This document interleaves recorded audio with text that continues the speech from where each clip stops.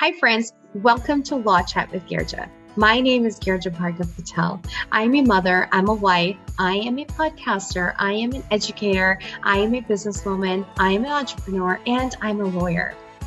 I truly believe in the power of mentorship through storytelling, and that's what Law Chat is all about. So whether you are in 6 months or 10 years of business experience, we can all learn from each other's experiences because we face the same challenges and we have the victories and we have mistakes that we're all making. So why not lean into them and know that we're going to be fine and we're going to be okay and we're going to be inspired. And of course, this is Law Chat with Girja, so we will be talking about some law at some point during the conversation. And if you love what you hear today, which I know you will, then subscribe to Law Chat with Girja and share the love. So grab your coffee, sparkling water, or wine, and let's dive in to the next inspiring mentorship session. Hi, friends. Welcome to Law Chat with Girja. So a lot of us might have tried shared co-working spaces. And sometimes for solopreneurs, that's a great option because the overhead's lower. You get to build a community. You get to lean into other people and just have a conversation with somebody random and not feel like you're a solo show all the time. And our guest today, the founder of the Grow Creative Workspace for Women.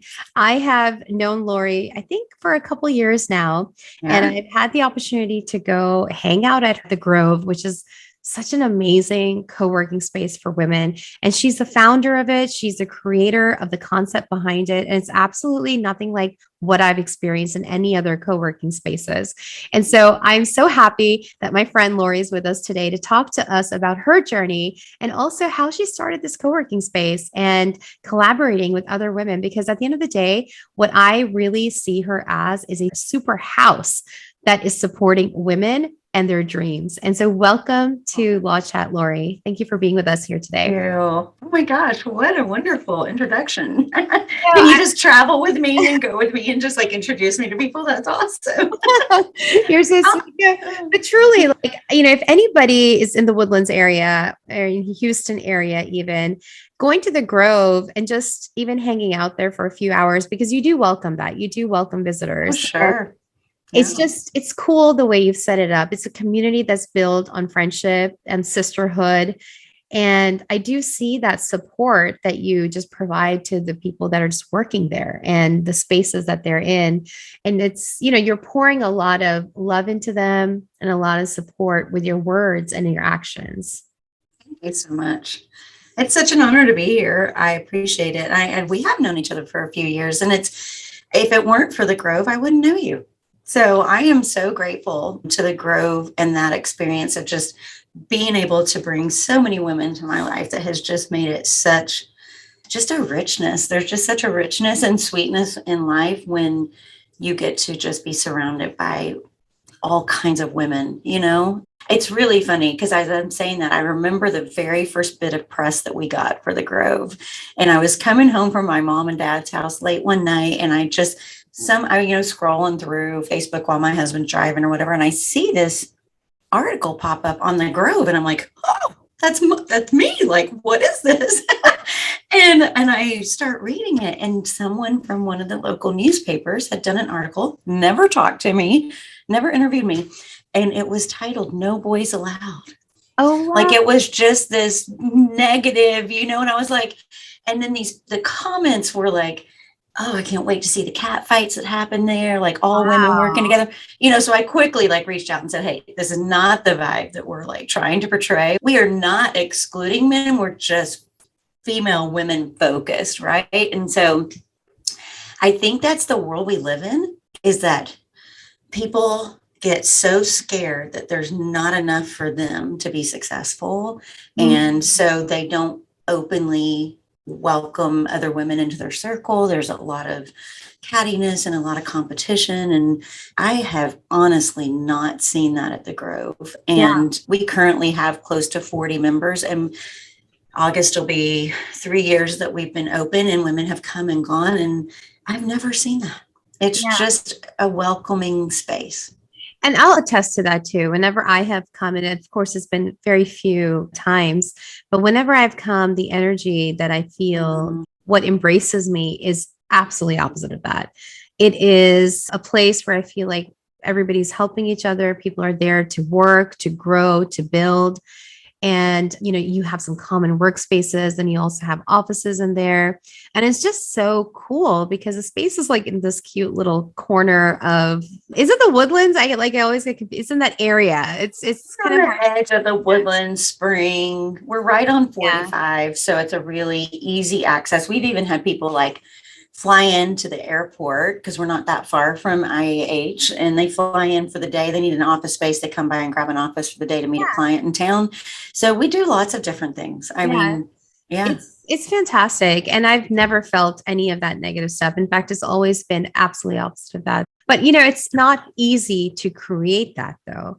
And I think it takes a lot of intentionality, but then also actions behind that intention. And so what you've done has been amazing. And I really would love to learn, get some insight on how that happened as well.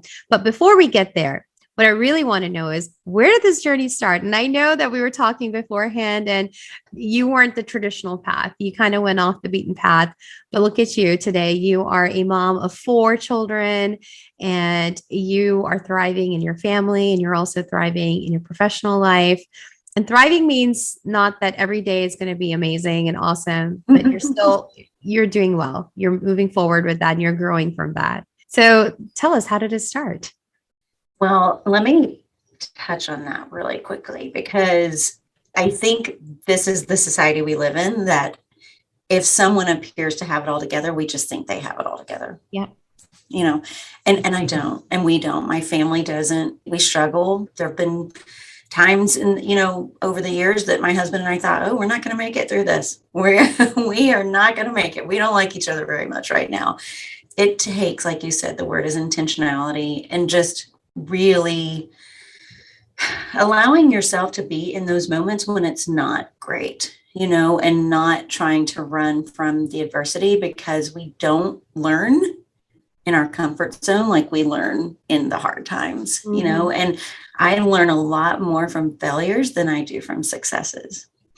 And so, I started this, like I said, probably about 3 years ago. I'm 52 right now. And in my late 40s, there's something that starts to shift, I think, especially in a woman's mind, because if you're kind of in the traditional family setting, like that's usually when your kids are older, they're not really needing you as much, like your role is shifting, like you're kind of in that phase of life where you're thinking, is this it? Like, am I done? Like, I've lived half my life, most likely. Like, what's the next half going to look like? And I had been in a direct sales business for many years and been very successful with it. But at that time in my life, when I was really starting to think about, like, what does the future look like? I started getting really intentional about diving into my emotions and things that made me happy and things that made me angry and things that made me sad. And what was that? And I started going to counseling, and I'm a big believer in counseling. I've done it a lot over the years, but I really started diving into the things that were part of my upbringing, my DNA, so to speak. And I knew that I had the tendency to struggle with depression and anxiety, and being alone is not really the best thing for someone who struggles with that. And since my kids were all growing and getting older, I was like, I don't really think it's going to be healthy for me to be in my house alone all day long, every day, without a purpose, without a reason to get up and get dressed. And so I started looking for a workspace for myself. Just didn't find anything that I liked. I was in corporate America for quite a while, worked with lawyers, scared you. No offense, my dear, but it was all you're very different, because I was in these big law firms where it's very corporate, very male dominated, kind of cold. And I knew I didn't want to go back to that. Yeah. I didn't want to go back to that. And I'm like, if I have a choice to go in and work in a workspace, I want it to be someplace that I walk in and you do feel that fun energy and that warm, welcoming feeling. And so none of the co-working spaces I visited really gave me that. So like, I'm just going to start one. And I didn't know what that entailed. I really had no idea. I just started looking for a small commercial type space that I could put a conference room in, I could have a little office in. I started a vision board. I don't know what you think about vision boards, but I think they're Love them. freaking amazing. I love them. Yeah, they're amazing. So I started putting down, like, what do I want it to feel like? And I would find things on Pinterest or whatever and put it on the board. And about 9 months later, we opened the doors. And my friend walked in and she said, biggest compliment ever. She goes, "Oh my gosh, this looks just like your vision board." And I was like, Awesome. "Oh, wow." I didn't keep referring back to that vision board, but there's something about putting your intentions, your desires, your dreams, your goals, your vision out there Yeah. on paper, on a board, on, so whoever is listening to this, like what you have in your head needs to come out. Yeah. Whether you're going to take that next actual physical step to do it or not, you need to start putting those ideas on paper. I hate to interrupt this awesome conversation, but I have to stop and talk with you about the number one thing I'm asked about by entrepreneurs: contracts. They're vital to any business relationship and to protect your business. But I also know that entrepreneurs, especially when you're starting up, money is tight. But I would never want you to compromise on a strong legal foundation. So enter yourcontractbuddy.com, a website created by me with contract templates created and drafted by me and fellow industry partners. They're ready to use and easy to plug in immediately. And they are not restricted to any specific state. So yourcontractbuddy.com is sponsoring this episode, and you and your listener can get 10% off right now with code LAWCHAT. Yes, you heard me right. 10% off right now with code LAWCHAT. And now back to our awesome conversation. I cannot agree with you more. I love vision boards. In fact, the other day, my son and I made a pocket vision board. It was like so random, but I was just kind of doing something creative in my daughter's room. And then I'm like, oh, my mind literally just goes to these things. So then I just started creating, I'm going to make a little pocket vision board. And my son saw it and he goes, oh my gosh, I want to do that. And so he made it, but it's like those things where you can just kind of keep handy on the side if you just ever want to look at it. And you're like, these are my big goals in life. And I think it's beautiful because some people call it, manifestation. Some people call it, the universe. I mean, whatever you believe in. But the thing is, at the end of the day, it's you're taking your dreams and putting them into something where you're seeing it, visualizing now. And there's power 100%. to that. There's power to that, like visualizing the good, visualizing the positive, visualizing the success. I 100% agree. And kudos to you for showing your kids how to do that, right? Because it's those little things that we can instill in our children at a young age that they will carry with them for the rest of their lives. Yeah. And it's that one little act you could have taught your son how to dream, and how to see his dreams and visions come true. And, vision boards are unique. They're your own. They don't have to be shared with people. They don't, one time I was going for a really big goal with my business that I was in, and I wanted family support because I knew it was going to be a hustle season. And so I put my vision board and my goals on a big whiteboard in the kitchen. And every day, because the kids knew if I hit this goal, we were going to get a new car, and our car was horrible. So they were like, we're going to get a new car. We're going to get a new car. And so they would literally stand in front of the board, and there were certain women on my team. I needed to reach certain levels, and they would go, "Come on, Judy, you can do it today." They're cheering for my team to reach their goals. And so it was exciting, it was so exciting. And I think that involve your family in it, right? Oh my gosh. Yes. I was just going to say that the beauty of what you did at that point was involving your family in your dreams also, where they became active participants and also invested in the future because your dream was impacting them too. And whatever the results of that dream were, right? And so I love that because it's become a family project. It's not just a Lori thing. It's a Lori and her children and her husband thing. And I think that's just, I think it teaches children to also be not so introspected all the time and thinking about other family members and participating and helping them achieve their goals. I think that's so beautiful. Thank you. I think one of the things that was so crucial to me here at the Grove and getting started is that it really made me realize how much entrepreneurial women, men, but entrepreneurial women stay to themselves and they keep to themselves. And we do have I've seen it over and over here with the women that have come in all different types of businesses. Entrepreneurial brains have a lot in them, right? And so, Nonstop. yeah, sometimes we just feel like there's no way anyone can keep up with the ideas in my brain. And we kind of take that and it makes us kind of be alone. Like we're just going to blaze our own trail. We're going to go for it alone. We're going to grind it out. And in reality, yeah, some of that's good. Like you need that skill set to be able to push forward through that. But in reality, we were created for community.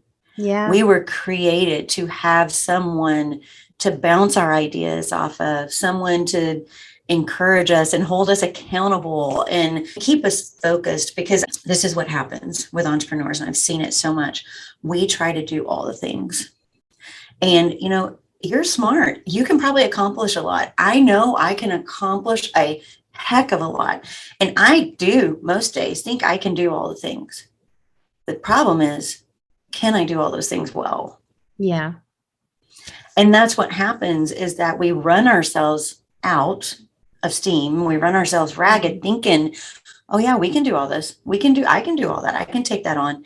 And we also lose focus. And so I see so many women give up on their dreams before they've reached the finish line, because they just cannot find that clarity. They cannot find that lane to stay in. They just try to do all the things. What would be something that you would say to somebody who's coming to you, maybe even from the Grove, and that's actually battling something like that? Because I know personally, you're right. Like, this is true. There are days sometimes where I'm just like, I can't do anything right now because there's so much here and it needs to come out and it needs to be put into something, or I just need action to be happening in order for me to get some peace in my heart, because there's just so much here. But what would be something that you would share with those women who have so much in them, but then are not sharing that weight with anybody else? Mm-hmm. Well, first thing, let's go back to getting it all out. Like, let's get it all out. I've got 2 big whiteboards behind me on the wall here, and I just put them up last week because I have notebooks upon notebooks and sticky notes. And I'm like, no, I need to sit at my desk and see this board. And I have 1, 2, 3, 4, 5, 6, 7 different business types or business projects up here, and they all have to-do lists under them. So I have to now take this list, and a woman who has all these things, you get it all out, and then you have to decide what on this list is your true passion, what is going to drive you, get you up in the morning, it's going to get you through the hard times, like your true passion, and then you're going to decide where's your profitability. And that passion and profitability have to intersect at some point, because a lot of times what we do is we have this passion. So we just want to share it and give it with everybody. And we don't think about valuing ourselves enough to be profitable. So true. Right. Right. So, here's the thing. If you want to give everything away and you want to serve and you want to give all your legal services away, or you want to give all your whatever away, then that's great, but you're a nonprofit or you're a missionary or you're a servant or you're just a volunteer.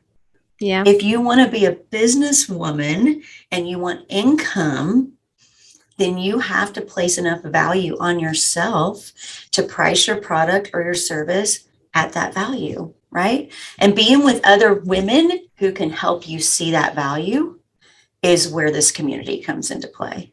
I think it's so funny that you said you're a volunteer. Oh my God, on point. Sorry, did I step on toes? At the end of the day, nonprofits still have to make money to be profitable and to be sustainable. They're a business. They're just a nonprofit identified business. And at the end of the day, even religious institutions have to make money to be profitable. So you really dilute yourself to becoming a volunteer for your own business and for your own passions.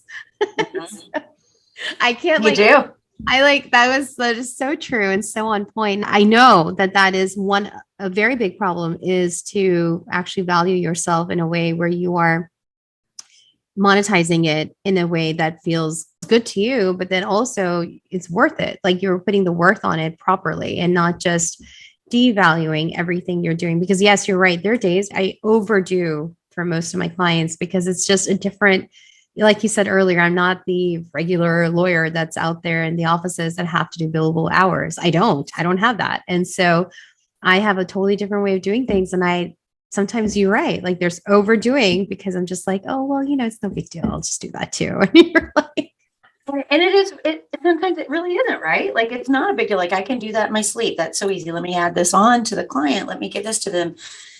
It's just a boundary issue, right? And it's just like trying to learn, where do we put that hard boundary? Where's the soft boundary? Where's the, there's different layers of boundaries, but that's where accountability comes into, like having accountability from someone. I would say one of my best business decisions in all the years that I've done business is having a business coach, like someone who doesn't have skin in my game. They don't have a vested interest necessarily in me making money or not, but they can, from a kind of just a generalized perspective, say, no, this is not going to work. And we share the same business coach, you and I, Lonnie Jackson. Yeah. I will put her stuff in the show notes. She's awesome. She's awesome. And I'm sure she uses this with you too, Gertrude. For me, it's the do now, do later, do never list. Yeah. Like there are things sometimes I will come to her and say, oh my gosh, this is so exciting. I want to do this. And she goes, Lori, seriously, that is a do never list. I'm like, oh, dang, but just to have that gauge and that accountability from someone to say, no, that's not going to make you money right now. Yeah. That's not where your focus needs to be. You need to be focused on this, it's just that whole thing. Community, we've got to have the support. Yeah. We've got to have the support. So tell me something, when you were starting building the Grove, I know initially there was probably a lot of hiccups and challenges. So tell me a little bit about the mindset that you needed to have or develop in order to forge forward, because it wasn't an easy task that you took upon yourself. That's interesting. So I have not ever been afraid of just jumping in. I've never been afraid of just, oh, that's a good idea. Let's jump in, to my fault, actually, because I just jump into too many things. Like we discussed, like jump into too many things and then nothing really gets done well. So I think I had to, one, reel that in.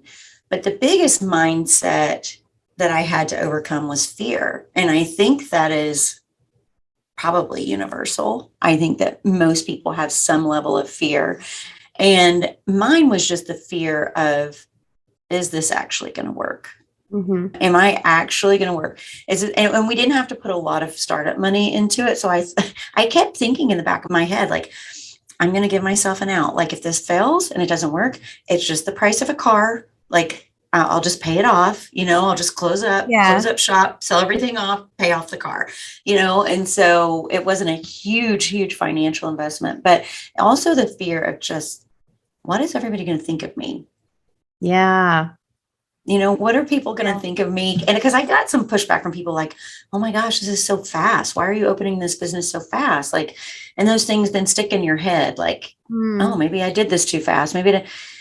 So I think the biggest thing is just fear, and knowing that if you are taking a risk, if you are starting something new, if there's not some fear attached to it, it's probably not going to be very big. It's probably not a dream that's big enough to push you and you pursue and you have passion about. Mm-hmm. So I think understanding that a healthy level of fear is normal. You probably need to have a healthy level of fear to make you get up and do your best every day. Oh gosh, I love that, because a lot of times the fear is what makes you go back into your little cave and you're like, no, thank you. Exactly. It's telling me I shouldn't do it. And you're right. I love that you just said that there is a healthy level of fear. And if there's no fear, it's not big enough. There's not going to be impact. And I love that. I think like that's so true. That's very true. And having a mindset of overcoming that fear, just moving forward, even with the fear, like doing it scared.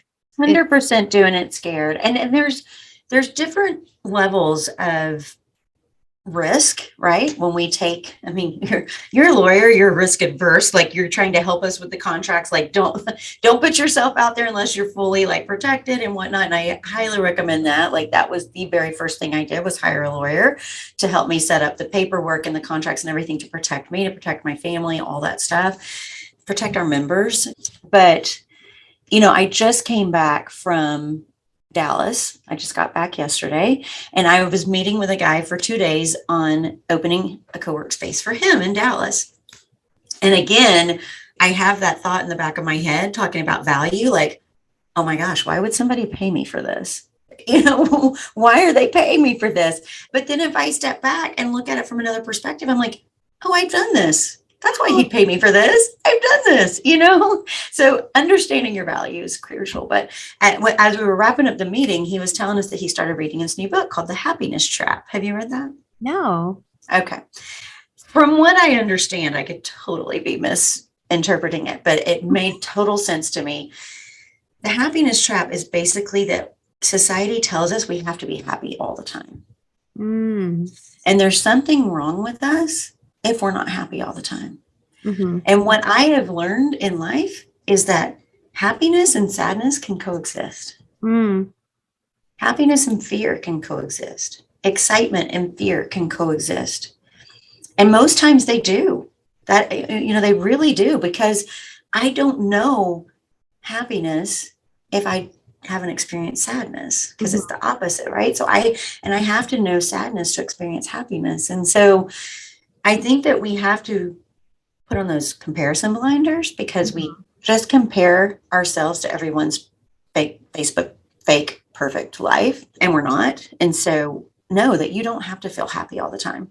You don't have to feel 100% secure every single day in the business that you're starting or the business that you're doing. You don't have to feel fear-free in your business, because you probably won't. There are probably gonna be a lot of days that you do feel a little bit of fear. So just don't get caught in that trap of feeling like you have to be happy all the time, or you have to be one way or the other all the time. Embrace those other feelings, embrace those emotions, like share them with somebody, write them down, journal them, get them out. That's the biggest thing we've been talking about, right? Getting it out from between those ears, whatever it is. So I kind of rambled on that, but that's just, I hope that makes sense. No, it does. And it's like that movie. I can't remember the name right now. Was that Pixar movie or Disney movie where the emotions, there's happy, sad, angry. I can't remember the name of the movie, but anyways, the whole point of that movie was that you need the sadness in order to know what happiness is, in order to know what joy is, in order to know what a good thing is, because it teaches you and it also helps you to become stronger. And so you need all those emotions in life, and you can't discard one of them, because they all need each other as well. And so I wish I remembered the name of the movie. Oh, it's going to come to you as soon as we're done. Yes, I know. It's such a great movie. Like I can watch it all the time. But it's so true that, they can all coexist. And I like how you said that, because they should be coexisting.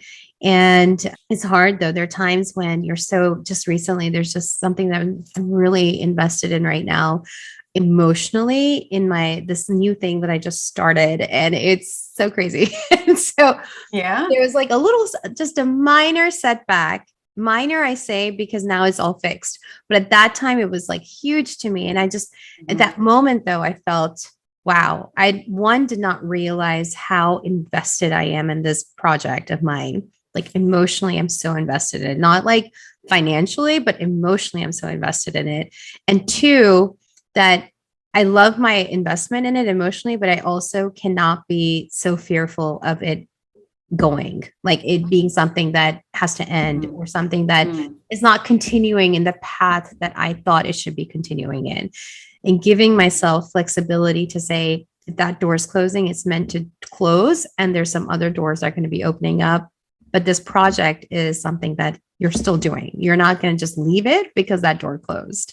And it was one of those things where there's a lot of fear that came in, because the fear of losing it. It was a real thing. Like I was crying like a baby. Like it was so crazy. Well, I think that flexibility is that keyword that you said, like just having the flexibility. But for some reason, everything that you're saying is relating to my personal life right now.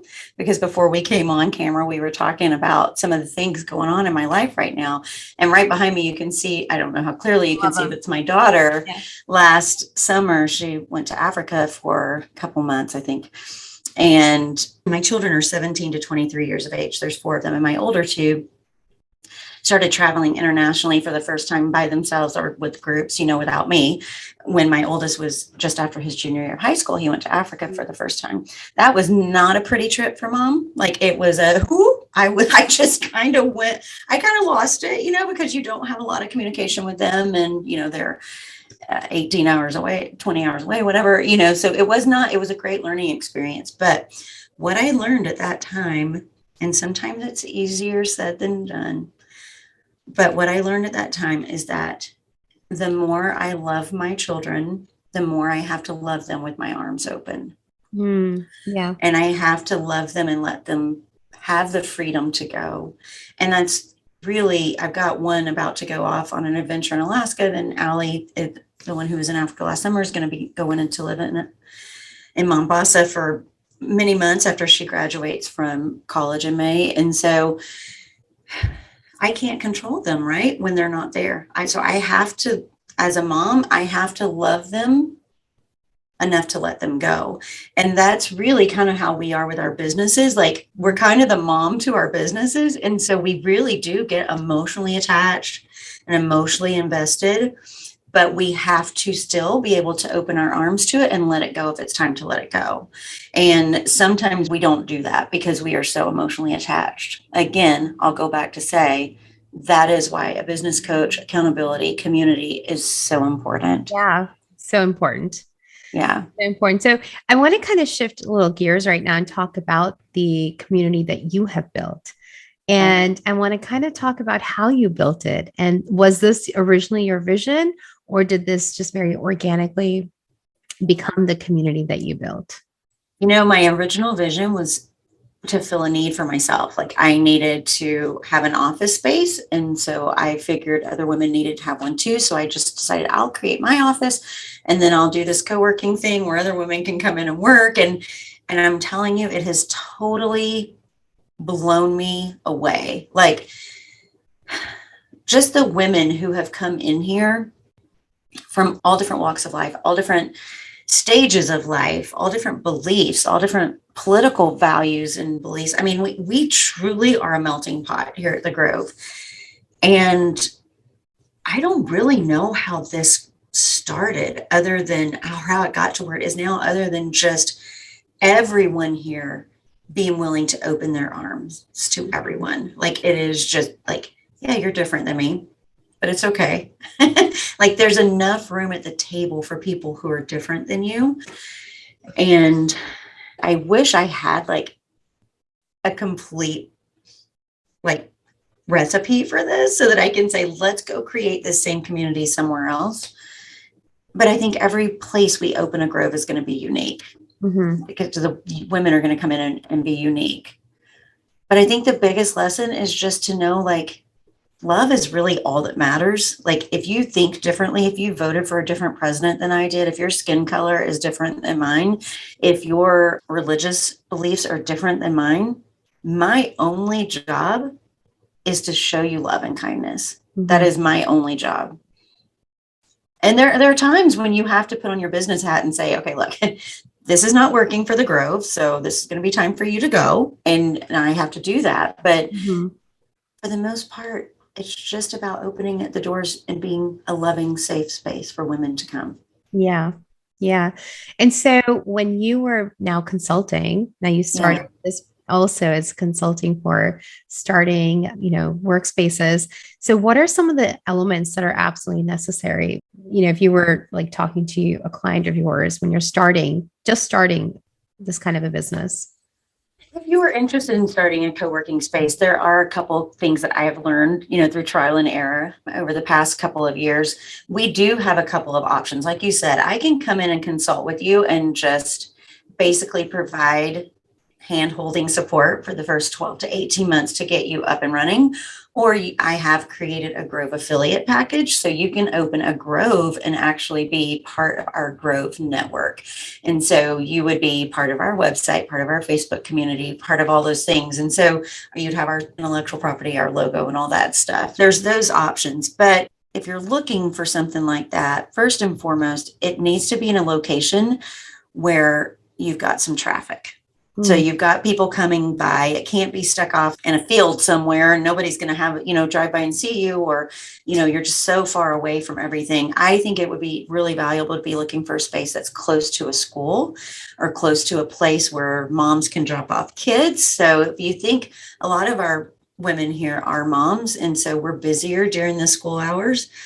So they go drop their kids off from school, they come in and work, and they get their things done. So there's also just a few logistical things with the building that you need to have. You need to have some flexibility in the space, because we also rent our space out to people. So you can come in and host an event here. Baby showers. People love our place for baby showers. Really? It's a cute spot though. You have cute They stuff do. there. Yeah. Yeah. Well, the pink velvet couch is kind of cute in the lobby, but you just have to determine what is your aesthetic, what is the feel that you want to have for your space.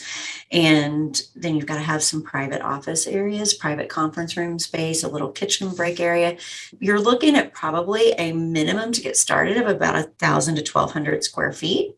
And that would not give you any private offices, but that would give you a workspace, event space, conference room space. So, yeah.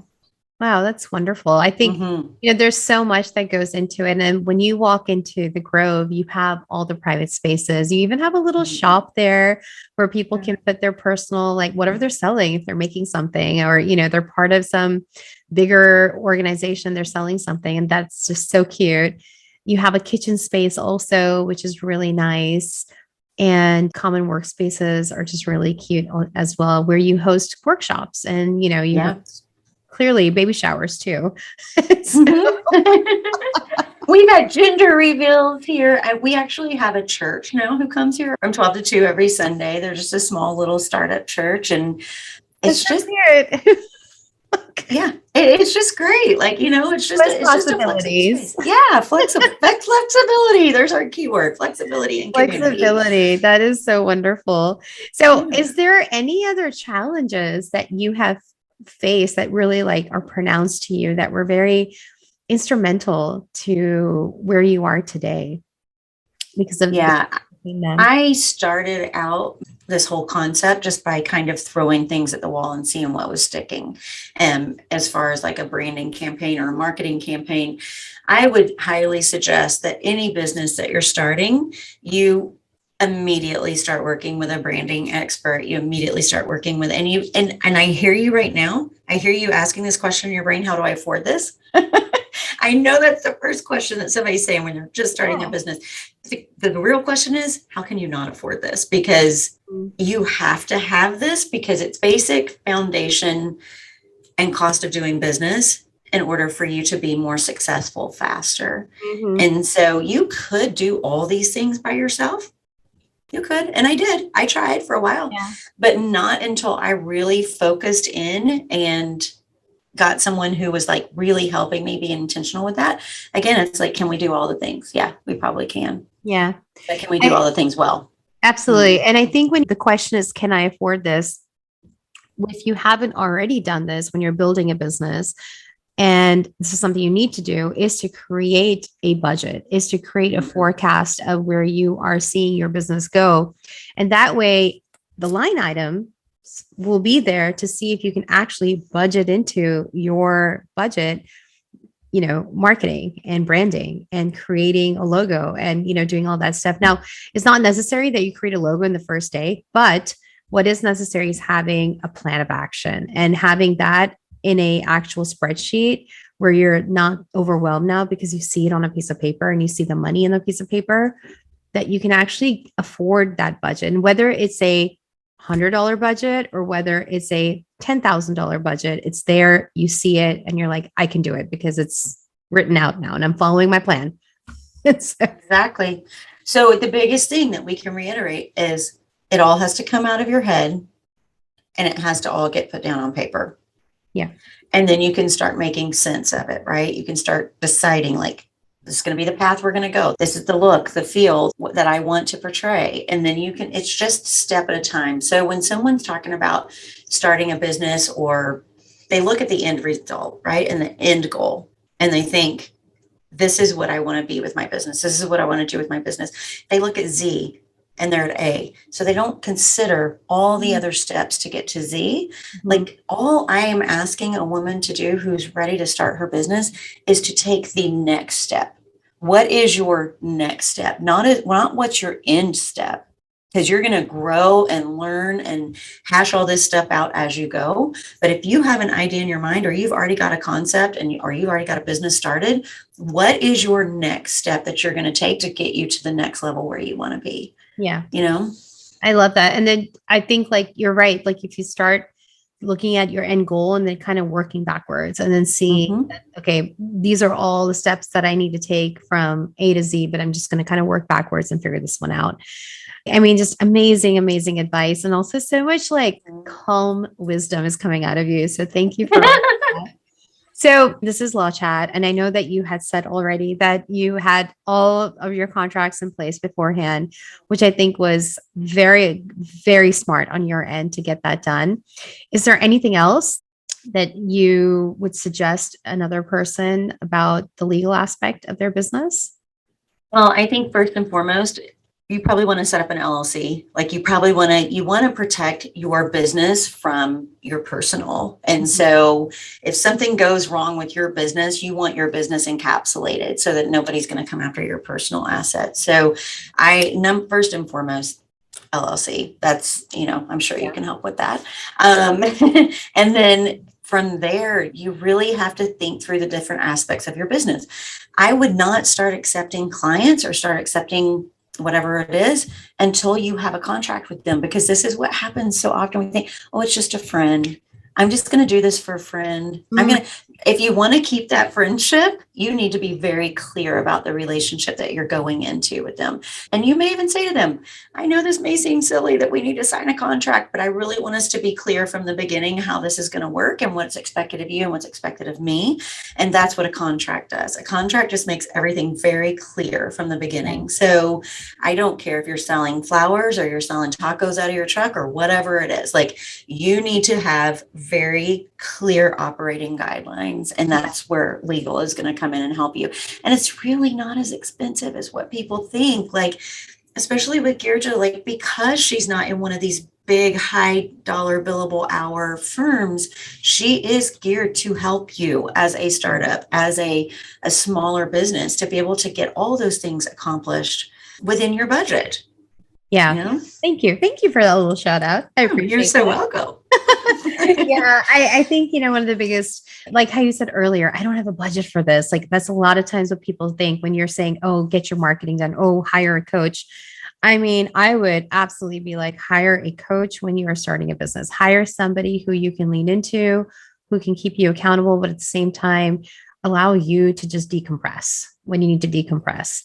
But all those things can happen, and you can have a budget. Like, this is the amount of money I have. This is the amount that needs to go into this is the amount. And that's all part of your capital cost. That's all the capital, like the initial costs that are coming in to your business. So nothing is more important or less important in that sense. But if you know that this is my lump sum that I have, then you can make line items accordingly, because all of that goes into the startup cost of your business at that point. 100%. And that goes into your funding. So if you're going to go get a loan for your business, or a small business loan, which is, you can do that. You can go get a small business loan, and it's pretty favorable right now for you to get a small business loan. So I would say, go figure this out. Figure out what you're going to need for the foundation of your business, because once you have built your business, you can't go back in and redo the foundation. Like, the foundation is the start. So how secure your foundation is what's going to determine your success in the future as you grow. Because you are going to grow, right? Because that's why we're doing this. You're going to grow. You're going to step into that passion and profitability and where it matches, and you're just going to take off and grow. And you need a good foundation. Yeah. And, I think you can actually go back and redo the foundation. It's just more expensive.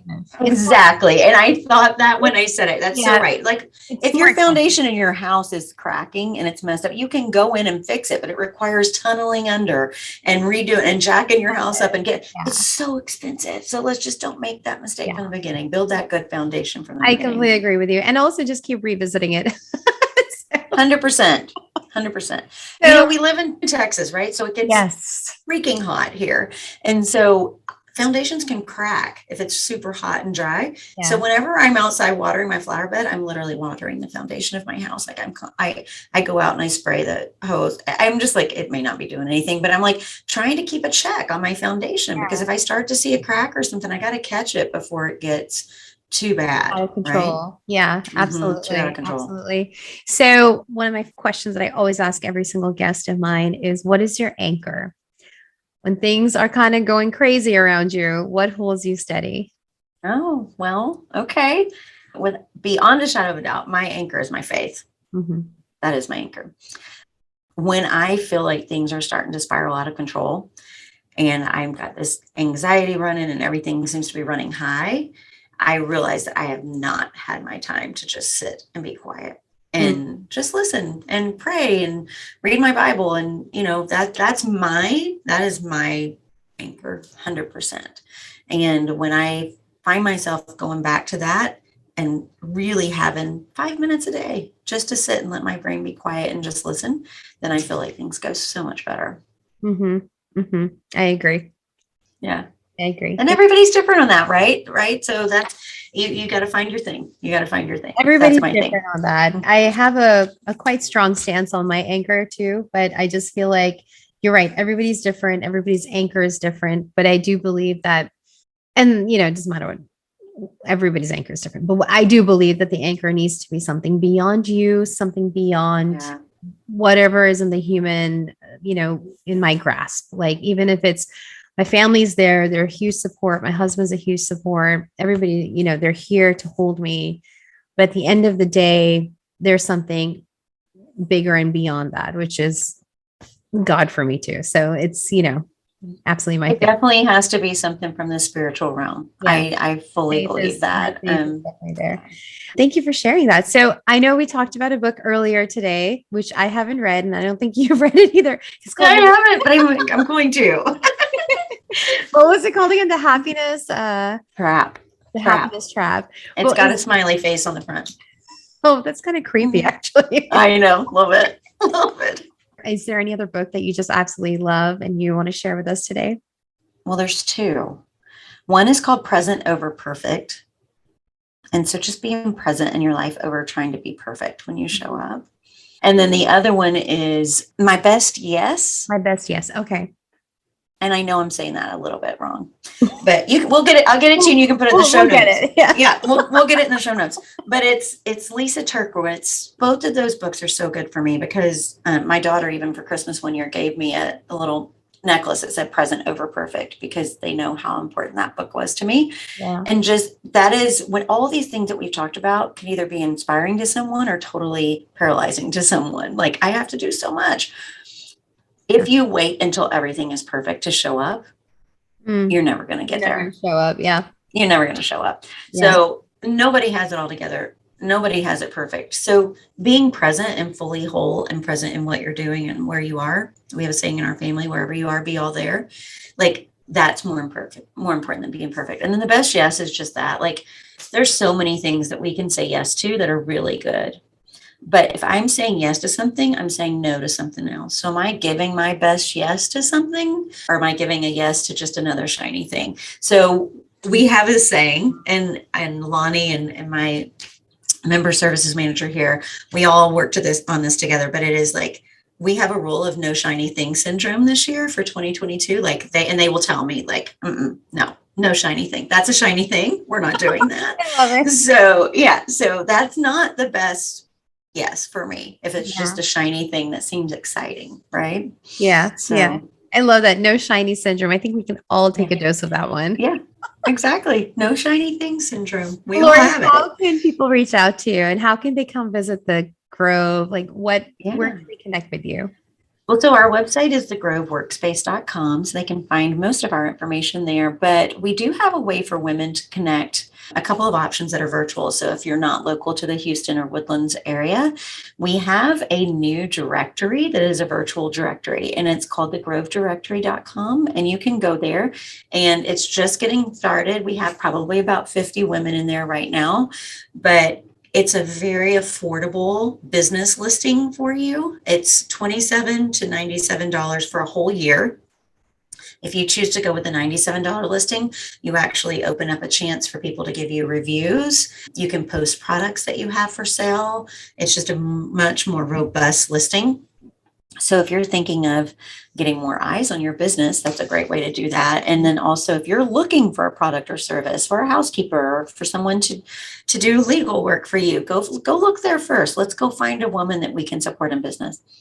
And then you can also join us on Facebook. It's the Grove Women in Business Worldwide. We have a new worldwide group. So it is for anybody in any area. We'd love to have you join. Yeah, it's a great Facebook group also to be a part of. There's a lot of information shared and, just people connecting. So that's really nice. Yeah. And we try to keep that positive vibe too. Yeah, it's wonderful. I love it. Well, thank you so much for being with us today and sharing all of your wisdom and all of your experience and your time. Really appreciate it. It was really great. Thanks for having me. Thank you so much for joining Law Chat with Girja. I just love these kind of conversations that are motivating, inspiring, but truthful, raw, and honest about all of the challenges, all of the victories, all of the triumphs, picking ourselves back up again. I just can't think of a better way to get mentorship but Law Chat with Girja. If this was helpful to you or this was inspiring to you, please share the love. You can give this video a thumbs up. You can subscribe to this channel. You can also share this with your community by taking a screenshot and posting it on your social media and tagging GBP Law. When you do that, a lot more people will be able to see this video that not only benefited you, but also can benefit them as well. So let's share that love and let's share that inspiration. And if you want more information about what I do and other resources, go check out gbplaw.com or yourcontractbuddy.com. And I look forward to seeing you next time.